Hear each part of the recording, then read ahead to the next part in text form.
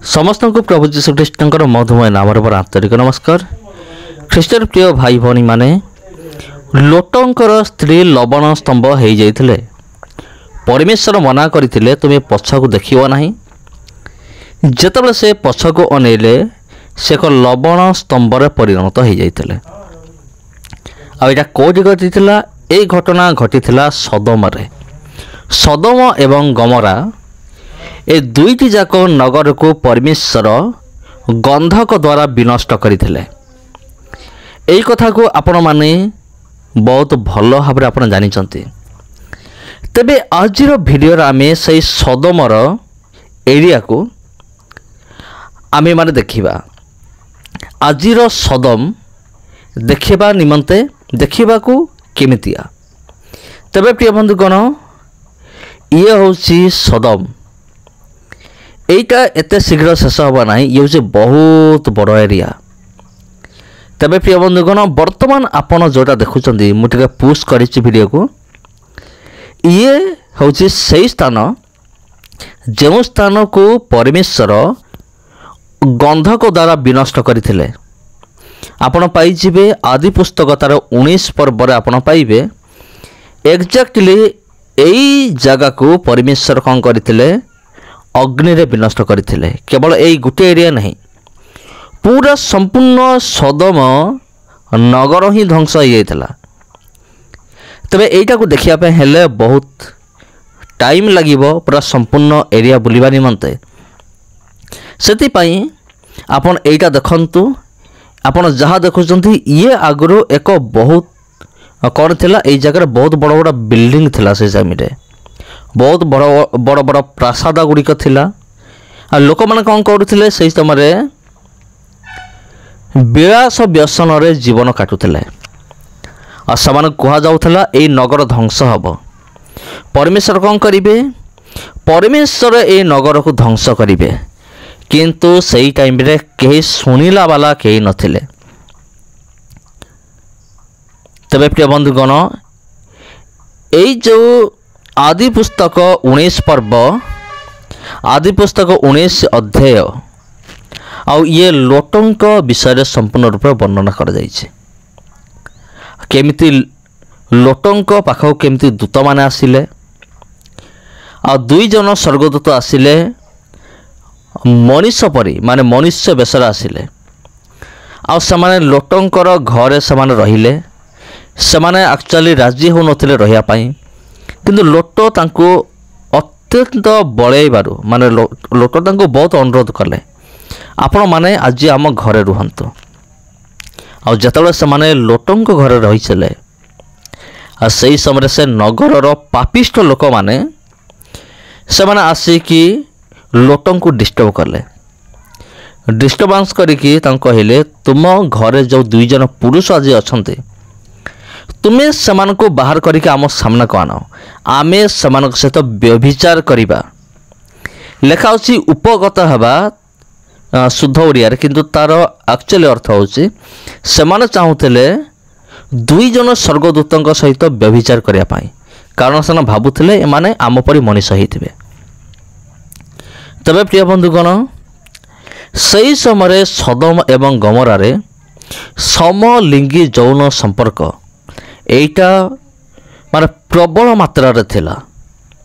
सही समय लोक माने निजर पत्नी को परित्याग करी से माने एई भली पुरुष पुरुष सहित समलिंगी यौन संपर्क रखुथिले। तबे प्रिय बंधुगण सेति निमंते सही नगरर लोक मान आसिले। आसिके से माने लोटों को कहउचंती जो मनुष्य माने तुम घरे आसिक असंती समान को आन, आम सामना को आन। किंतु लोट समान को बहुत अनुरोध करुचंती।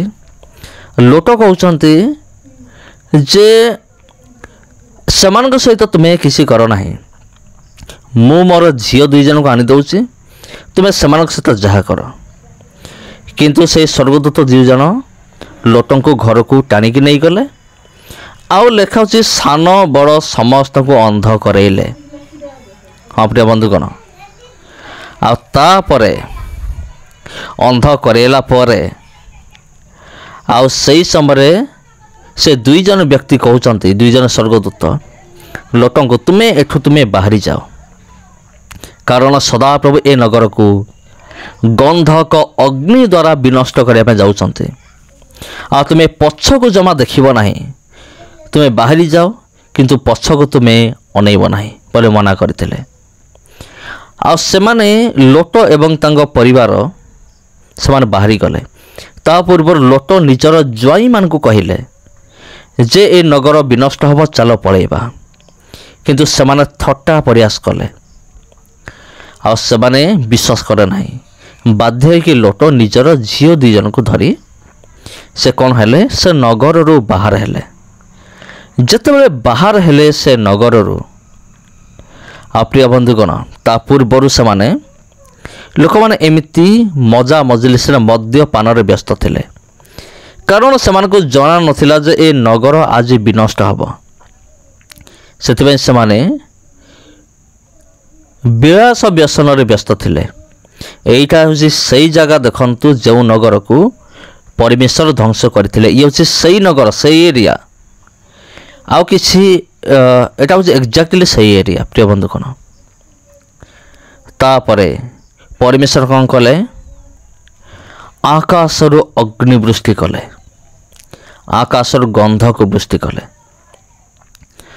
पढ़ंतु थरे जदि आपण जानी तो भल कथा आज जदि आपण न जानी तेबे मोर अनुरोध आपण थरे आदि पुस्तकतार 19 अध्याय पढ़ंतु से स्पष्ट भाव में लिखा होची परमेश्वर किभली भाव में सदम एवं गमरा को से कौन कले विनष्ट कले बर्तमान आपण जहाँ देखुंत ये हूँ सदम तेबे परमेश्वर या हूँ परमेश्वर योजना थिला सदम एवं गमरा को पूरा संपूर्ण रूपे ध्वंस करवा होची परमेश्वर योजना थिला।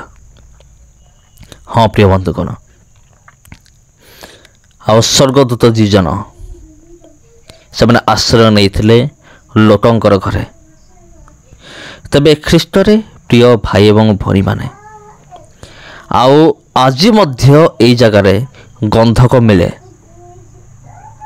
आ से बाहरी गला परे परमेश्वर अग्निवृष्टि करे आओ एई जगार आज मध्य गंधक मिले से जो गंधक परमेश्वर वर्षण करते से गंधक आज भी यही माटी रे रही अछि। हाँ प्रिय बंधुगण ये माटी को जदि आप निया जलैबे तेबे से माटी रे कौन हम निया लगी आज मध्य ये समस्त विषय देखा मिले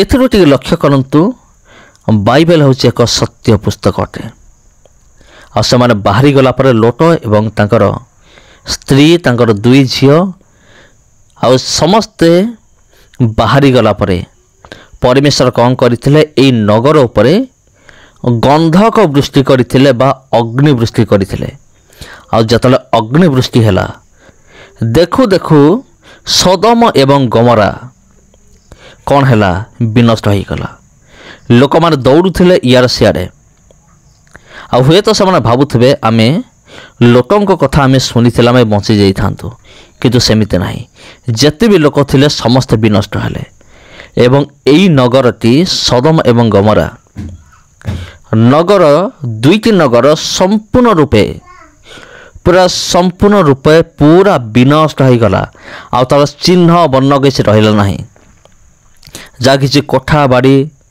आ महल गुड़िक रही से समस्त मनुष्यकृत वस्तु सब कौन है ध्वंस हो पूरा माटी रे मिसीगला आ से अंचल समस्त लोक मरीगले केवल लोट एवं तांकर स्त्री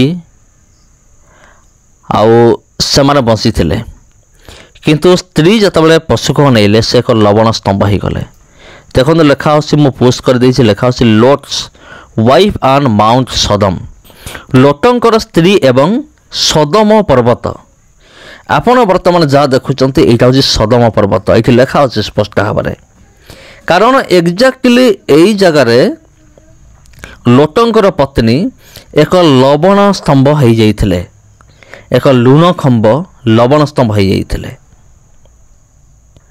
आ लोटंकर स्त्री पशु को देखीदेले ଆଉ ସେ ଏକ ଲବଣ ସ୍ତମ୍ଭ ହୋଇଗଲା ସମ୍ପୂର୍ଣ୍ଣ ରୂପରେ।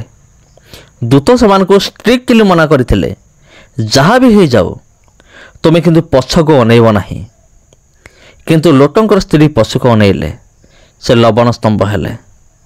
ଆଉ ଏଇଟା ହେଉଛି ଲୋଟ୍ସ ୱାଇଫ୍ ଆଣ୍ଡ ମାଉଣ୍ଟ ସଦମ, ସଦମ ପର୍ବତ। ଏଇଠି ଲେଖା ଅଛି। ଆଉ ଏଇଟା ହେଉଛି ସଦମ ପର୍ବତ। ଆଉ ଏଇ ଜାଗାରେ କ'ଣ ମିଳେ? ଆଜି ମଧ୍ୟ ଗନ୍ଧକ ମିଳେ। ଯେଉଁ ଗନ୍ଧକ ପରମେଶ୍ୱର ଆକାଶରୁ ବର୍ଷଣ କରିଥିଲେ, ସେ ଗନ୍ଧକ ଆଜି ମଧ୍ୟ ଏ ମାଟିରେ ରହିଅଛି। ଏଇଥିରୁ ପ୍ରମାଣିତ ହୁଏ ଯେ ପବିତ୍ର ଧର୍ମଶାସ୍ତ୍ର ବାଇବେଲ କେତେ ସତ୍ୟ ଅଟେ। ଆପଣ ଟିକେ ଚିନ୍ତା କରନ୍ତୁ, ଏକ ସତ୍ୟ ପୁସ୍ତକ ଅଟେ ପବିତ୍ର ଧର୍ମଶାସ୍ତ୍ର ବାଇବେଲ। ଆଉ ଇଏ ହେଉଛି ସେଇ ଜାଗା। ତେବେ ଲୋଟଙ୍କର ସ୍ତ୍ରୀ ଲବଣ ସ୍ତମ୍ଭ ହେଲେ, ସେଇଟା ଆଜି ପର୍ଯ୍ୟନ୍ତ ଅଛି ନା ନାହିଁ? ଅଛି ପ୍ରିୟ ବନ୍ଧୁଗଣ। ମୁଁ ଆପଣଙ୍କୁ ଦେଖେଇବି। এই ଘଟଣାଟା ବହୁତ ଦିନ ହୋଇଗଲାଣି। ସେ ଲବଣ ସ୍ତମ୍ଭକୁ କେଉଁଠି ରଖାହେଇଛି? ଲବଣ ସ୍ତମ୍ଭର କିଛି ଅଂଶ ଅଛି। ଆଜି ଲବଣ ସ୍ତମ୍ଭର କିଛି ଅଂଶ ଅଛି, ଆଉ ସମ୍ପୂର୍ଣ୍ଣ ଲବଣ ସ୍ତମ୍ଭ ଆପଣ ପାଇବେ ନାହିଁ। ତା କେଉଁଠି ଅଛି ମୁଁ ଆପଣଙ୍କୁ ଦେଖେଇବି। ଏ ଭିଡ଼ିଓକୁ ଆପଣ ଦେଖୁଥାନ୍ତୁ। ଆପଣ ଦେଖିଲେ ସଦମ ନଗର, ଯାହାକୁ ପରମେଶ୍ୱର ଗନ୍ଧକ ବୃଷ୍ଟି କରିକି ସେ କ'ଣ କରିଥିଲେ? ବିନଷ୍ଟ କରିଥିଲେ। ଇଏ ହେଉଛି ସେଇ ଜାଗା, ସେଇ ପର୍ବତ। ଆପଣ ଦେଖନ୍ତୁ, ଆଉ ସେଇ ଜାଗା। ତେବେ ପ୍ରିୟ ବନ୍ଧୁଗଣ, ଆମେମାନେ ହେଉଛୁ ଭାଗ୍ୟବାନ। ଆମେମାନେ ଏଇ ଜାଗାକୁ ଆମେମାନେ ନିଜ ଆଖିରେ ଆମେମାନେ ଦେଖିବାକୁ ପାରୁଛୁ। ଆଉ এই সমস্ত বিষয় ଏହା ସିଦ୍ଧ କରେ, ପ୍ରମାଣ କରେ ଯେ ପବିତ୍ର ଧର୍ମଶାସ୍ତ୍ର ବାଇବେଲ ଏକ ସତ୍ୟ ପୁସ୍ତକ ଅଟେ। ତେବେ ପ୍ରିୟ ବନ୍ଧୁଗଣ, ଏଇ ଭିତରେ ରଖାଯାଇଛି ଲବଣ ସ୍ତମ୍ଭର ଯାହା ଅଂଶ, ଯେଉଁ ଅଂଶ ଏଇଠି ଅଛି, ସେଇ ଅଂଶଟା ଦେଖନ୍ତୁ। ଲୋଟଙ୍କର ଯେଉଁ ସ୍ତ୍ରୀ ଲବଣ ସ୍ତମ୍ଭ ହେଇଥିଲେ, ସେ ଲବଣ ସ୍ତମ୍ଭର କିଛି ଅଂଶକୁ ଏହି ଗୁମ୍ଫା ଭିତରେ ରଖାଯାଇଛି। ଆଉ এই ସମସ୍ତ ବିଷୟ ଆହୁରି 2 ଗୁଣ ସିଦ୍ଧ କରେ ଯେ ବାଇବେଲ ହେଉଛି ଏକ ସତ୍ୟ ପୁସ୍ତକ ଅଟେ। ଦେଖନ୍ତୁ, এই ଯେଉଁ ଧଳାର ଆପଣ ଦେଖୁଛନ୍ତି, ଇଏ ହେଉଛି ସେଇ ଲବଣ ସ୍ତମ୍ଭ। ତାକୁ ଏଇଠି ରଖାଯାଇଛି। ଆଗେ ଉପରେ ଥିଲା, ଆଉ ଏଟା କ୍ଷୟ ପାଇକି ବର୍ତ୍ତମାନ ଏତିକି ରହିଛି। ଆଉ ଆପଣ ଦେଖିବାକୁ ପାଉଥିବେ, ଇଏ ହେଉଛି ସେଇ ଲବଣ ସ୍ତମ୍ଭ, ଯେଉଁଟାକୁ କି ବର୍ତ୍ତମାନ ମାନେ ଆଜିର ଡେଟ୍ରେ ତାକୁ ଏଇ ଭିତରେ ସାଇତି କରିକି ରଖାହେଇଛି। ତେବେ ପ୍ରିୟ ବନ୍ଧୁଗଣ, ଲୋଟଙ୍କର 2 ଝିଅଙ୍କ ଠାରୁ 2 ଜଣ ଉତ୍ପନ୍ନ ହେଲେ, ମୋଆବ ଏବଂ ବେନାମୀ। ଆଉ ଇଏ ହେଉଛି ସେଇ ଜାଗା। ଲୋଟ ଏବଂ ତାଙ୍କର 2 ଝିଅ ଏଇଠିକି ପଳେଇ ଆସିଥିଲେ, କାରଣ ତାଙ୍କର ସ୍ତ୍ରୀ ଏମିତି ଲବଣ ସ୍ତମ୍ଭ ହୋଇଗଲେ। ହଁ ପ୍ରିୟ ବନ୍ଧୁଗଣ, ଲବଣ ସ୍ତମ୍ଭ ହେବା ପରେ ଲୋଟ ତାଙ୍କର 2 ଝିଅଙ୍କୁ ନେଇକି ଏକ ପର୍ବତ ଉପରେ ସେ ବାସ କଲେ। ତେବେ ପ୍ରିୟ ବନ୍ଧୁଗଣ, এই ভিডিও আপনার কিপରି লাগিলা কমেন্ট করিকি নিশ্চিত ভাবে জনাইবে। ଏ ସମସ୍ତ ଭିଡ଼ିଓ ମୁଁ ଏଥିପାଇଁ ଆପଣମାନଙ୍କୁ ଦେଖାଉଅଛି, ଯେପରିକି ଖ୍ରୀଷ୍ଟିଆନ ବିରୋଧୀମାନଙ୍କର ମୁହଁ ବନ୍ଦ ହେବ। ଯେଉଁମାନେ କହନ୍ତି ଯେ ବାଇବେଲ ଏକ କାଳ୍ପନିକ ବୋଲି, ଯେଉଁମାନେ କହନ୍ତି, ଯେଉଁମାନେ ଯୁକ୍ତି କରନ୍ତି, ଅଯଥା ଯୁକ୍ତି କରନ୍ତି, ଇଏ ହେଉଛି ସେଇ ପଥର। ଦେଖନ୍ତୁ, ଲବଣ ସ୍ତମ୍ଭର ଏକ ଅଂଶ। ଯେଉଁମାନେ ଯୁକ୍ତି କରନ୍ତି ବାଇବେଲ ଏକ ମିଥ୍ୟା ପୁସ୍ତକ ବୋଲି, ତାଙ୍କ ନିମନ୍ତେ ଏକ ଶିକ୍ଷା ଏବଂ ଆମର ବିଶ୍ୱାସ ଯେମିତି ମଜବୁତ ହେବ, ସେଥି ନିମନ୍ତେ ଏଇଭଳି ଭିଡ଼ିଓ ସଦାସର୍ବଦା ମୁଁ ଆପଣଙ୍କ ନିମନ୍ତେ ନେଇକି ଆସିଥାଏ। ସମସ୍ତଙ୍କୁ ନମସ୍କାର। ଭିଡ଼ିଓ ଭଲ ଲାଗିଥିଲେ ଭିଡ଼ିଓକୁ ସେୟାର କରନ୍ତୁ। ଚ୍ୟାନେଲକୁ ପ୍ରଥମ ଥର ପାଇଁ ଚ୍ୟାନେଲକୁ ସବସ୍କ୍ରାଇବ୍ କରନ୍ତୁ। ସମସ୍ତଙ୍କୁ ନମସ୍କାର।